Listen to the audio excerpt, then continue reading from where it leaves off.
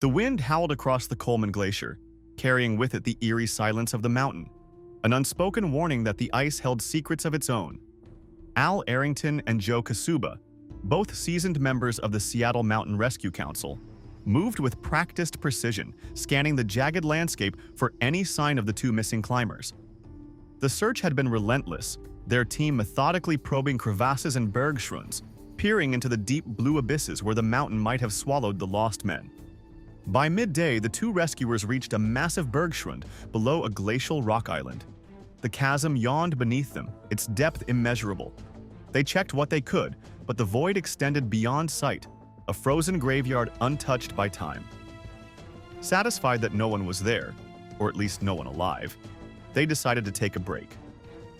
Hunger gnawed at them, and the sun, though feeble in the alpine air, cast just enough warmth to make the moment feel safe. They descended about 30 feet to a more stable section of the glacier, unclipped their packs, and sat side by side. Though still roped together, they coiled the slack neatly beside them. The ice beneath them was solid, firm. There was no reason to worry. Errington unwrapped his lunch, his hands stiff from the cold. Kassuba, beside him, adjusted his gear before reaching for his own meal. They had just begun eating when the world beneath them gave way. A thunderous crack split the air, the sound so sudden and all-encompassing that it felt as though the mountain itself was breaking apart. The glacier groaned, a deep, agonizing sound, as a massive section of ice sheared away. Before either man could react, the ground beneath them crumbled, the glacier splitting like a fractured puzzle. They fell. Errington's mind barely had time to process what was happening before the weightlessness took hold. The bergschrund, the same bottomless void they had inspected only minutes ago, now swallowed them whole. For a brief, terrifying moment, he knew with absolute certainty that they were dead. There was no stopping this fall, no climbing out of an abyss with no end. But then, impact. The world did not fade to black. Instead, the unimaginable happened. Massive chunks of ice jammed themselves into the depths of the bergschrund, forming a chaotic, uneven basin just 30 feet below the surface.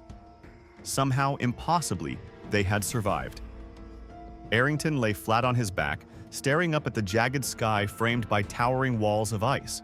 His body was stunned, his breath stolen. His first thought was of Kassuba. He turned his head, nothing. Panic surged through him. Had he fallen deeper? Had the ice crushed him? Then, a sound. A guttural, pain-ridden groan echoed through the chamber. Errington rolled over and found Kassuba draped over a block of ice, his face contorted in agony. Blood stained the snow beneath him, a sharp contrast against the blinding white. Errington moved to help, but something yanked him back. The rope. They were still tied together. His hand flew to his belt, pulling out his jackknife to cut them free, but the ice had already done the job. The rope had been severed during the fall. Shaking, he took stock of their situation. Kassuba was badly hurt. His ribs, his pelvis, everything seemed broken. Each breath he took was shallow, wheezing, a painful rattle that hinted at something far worse. Then, a miracle. His radio, his lifeline, had somehow survived the fall, landing neatly atop his pack, which had miraculously arrived at the same impact site. He reached for it with numb fingers, static crackling to life as he called for assistance. Within the hour, the rescue team arrived. They worked swiftly, carefully extracting Kassuba from the icy prison and airlifting him to a hospital. His injuries were severe: a fractured pelvis, broken ribs, and a collapsed lung from a punctured rib. But he was alive. And then came the final, cruel twist of fate. The missing climbers, the men they had risked everything to find, had walked out of the wilderness unharmed. Hours after the accident, they simply strolled back into civilization, having lost their way in the storm and mistakenly descended the wrong side of the mountain. The irony was bitter, but there was no time for resentment. The mountain had nearly taken two rescuers that day, proving once again that it did not discriminate between the lost and the searchers. As the helicopter disappeared into the sky, carrying Kassuba to safety, Errington remained behind, staring at the fractured ice. The glacier was silent once more, as if it had never stirred. But he knew better. The mountain had claimed its price, and next time it might not be so forgiving. The frozen wilderness of Echo Face loomed in the fading afternoon light, its sheer walls of ice shimmering under the last rays of the sun. The air was razor-sharp, cutting against the skin like glass. But for Russell Peterson, an 8-year veteran of the Las Vegas Metro Police Department Search and Rescue Team, it was just another day in the mountains. Alongside his partner, he had spent the past several hours training on the ice, a routine exercise, though in their line of work, nothing was ever truly routine. Every mission, every climb, every descent carried an unspoken risk, but it was a risk they accepted without hesitation. Peterson had always been drawn to the mountains. There was something about their unyielding presence that spoke to him, a silent challenge that tested his skill and resilience. His partner often joked that he was more at home on ice-covered cliffs than anywhere else. He was the kind of man who found purpose in danger, in pushing his limits, in knowing that his expertise could mean the difference between life and death for someone stranded in the unforgiving terrain.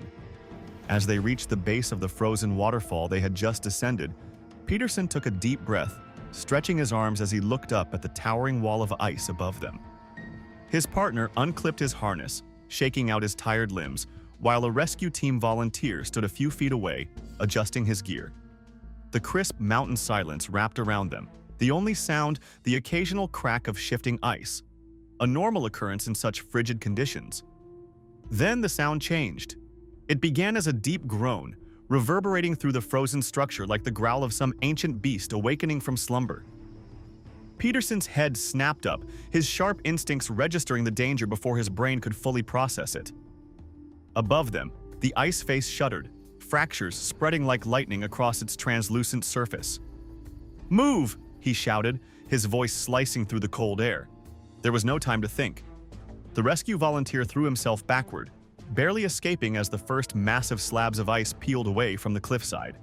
But Peterson, always the calculated risk-taker, stayed for half a second longer, eyes darting, assessing. His partner saw it happen in slow motion, the final crack, the terrifying moment when the entire face of the ice wall collapsed.